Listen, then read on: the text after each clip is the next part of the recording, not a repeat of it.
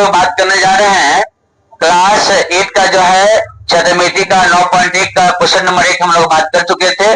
कल इसका वीडियो जो है आप लोग को मिल गया होगा क्वेश्चन नंबर 1 का। तो आज है क्वेश्चन नंबर 2 और 9.1 का जो है क्वेश्चन नंबर 2 हम लोग सॉल्व करेंगे, पढ़ेंगे कहते क्या है, इसको बनाते कैसे हैं ध्यान दीजिएगा आप लोग। लिखा है एक समलंब का क्षेत्रफल, एक समलंब है उस समलंब का जो है क्षेत्रफल आपको दे दिया गया है, तो समलंब चतुर्भुज निकालिए। ये हमारा होता है समलंब चतुर्भुज। क्या होता है? समलंब चतुर्भुज। ठीक है, ये आपका क्या होता है? समलंब चतुर्भुज। समलंब चतुर्भुज के आमने सामने की भुजा क्या होता है? समांतर होता है। क्या होता है? समांतर होता है। क्या होता है? समांतर होता है। ठीक है, क्या कहते हैं इसको? समलंब चतुर्भुज। समलंब चतुर्भुज के आमने सामने की भुजाएं समांतर होती है। ठीक है, अब ये समलंब चतुर्भुज का कहा गया है, इसका क्षेत्रफल दे दिया। क्षेत्रफल का मतलब इसके अंदर वाला दे दिया गया। कौन दे दिया गया? अंदर वाला। ये जो एरिया जो दिख रहा है आप लोगों को, इस एरिया का जो क्षेत्रफल दे दिया है 34 सेंटीमीटर स्क्वायर इस एरिया का, और इसकी ऊंचाई जो है 4 सेंटीमीटर। क्या इसकी ऊंचाई कितना दिया हुआ है? इसकी ऊंचाई जो है 4 सेंटीमीटर दे दिया है। कहने सर इसका ऊंचाई यहाँ से यहाँ, ये वाला होता है ना, इसी को कहते हैं ऊंचाई। क्या कहते हैं? ऊंचाई। ऊंचाई कितना दिया हुआ है? ऊंचाई जो है सर 4 सेंटीमीटर है। कहेंगे सर ये वाला जो हो जाएगा आपका 4 सेंटीमीटर होगा। कितना होगा? 4 सेंटीमीटर। बात समझ में आ गया क्या? बिल्कुल समझ में आया ना? अब उसके बाद जो है वो कहता है तो समांतर भुजा में से एक की 10 सेंटीमीटर। समांतर भुजा दो गो है, ये इसका समांतर हो, ये दोनों क्या है आपस में? समांतर है। इस समांतर भुजा में एक भुजा दे दिया है। अब कौन भुजा दिया है ये बात हमको पता नहीं है, ये बात पता नहीं है। तो हम लोग करेंगे क्या कि कौन भुजा को हम 10 सेंटीमीटर मान लेंगे। ठीक है, कोई भुजा को क्या करेंगे? 10 सेंटीमीटर मान लेंगे। तो कहते हैं सर इसी को मान लीजिए आप, इसी को मान लिए 10 सेंटीमीटर। कितना मान लिए? 10 सेंटीमीटर है। तो दूसरी समांतर भुजा ज्ञात कीजिए। ये दूसरी भुजा ये हो गया, इसका मान कितना निकालने के लिए सर इसका मान हम कह देते हैं x। क्या है? x है। इतना बात समझ में आया आप लोगों को? यहाँ तक कोई दिक्कत है? मैथ का सबसे बड़ा जो चैलेंज होता है, जो बच्चा इसे क्रमबद्ध तरीके से पढ़ लेंगे उनसे मैथ बन जाएगा, भारी नहीं है। अब जो जिसका हम लोग याद करते हैं सूत्र, यदि सूत्र आपको इसमें दे देता है उसी को लेके चल देना। बात समझे?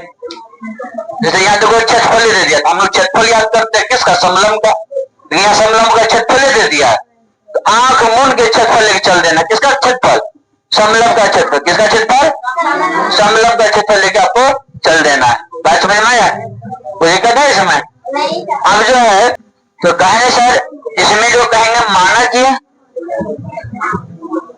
कि समलंब, माना कि समलंब की दूसरी समांतर भुजा, दूसरी समांतर भुजा नहीं दिया हुआ है, इसको हम लोग x मान लेते। क्या मान लेते? x मान लिए। अब पहला वाला दिया था 10, तो 10 रह दिया, और इसका दिया ऊंचाई दिया हुआ है ना।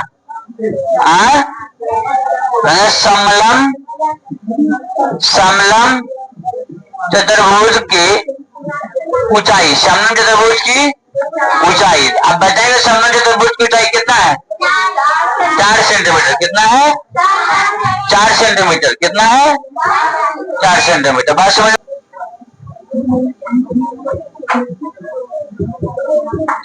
समलंब चतुर्भुज का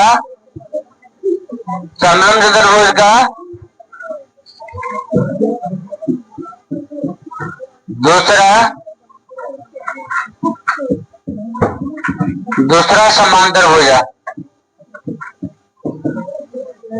पहला हो जाएगा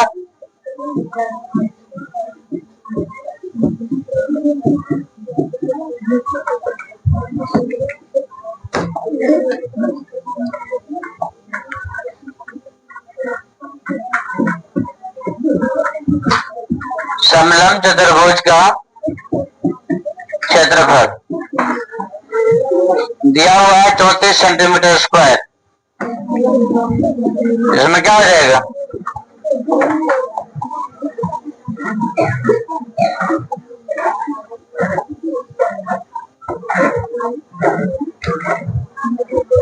समलंब चतुर्भुज का जो क्षेत्रफल होता है वो होता है 1/2 गुना पहला समांतर भुजा 1/2 इंटू दोनों समांतर भुजा का योग गुना ऊंचाई।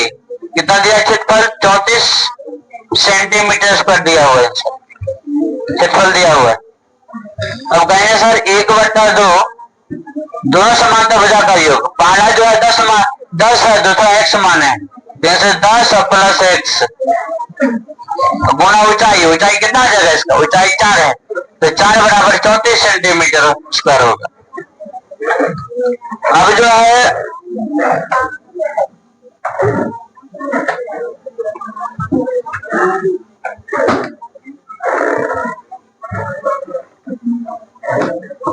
सत्रह, कितना हो जाएगा? 17।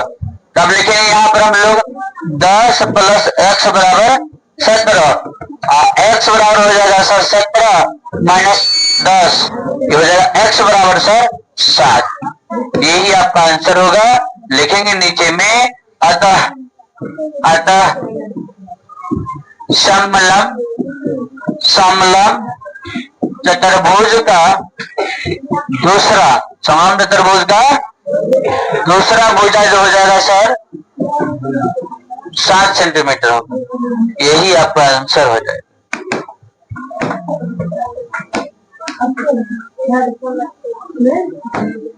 ठीक है, इसी प्रकार से आपका ये दूसरा सवाल कंप्लीट होता है।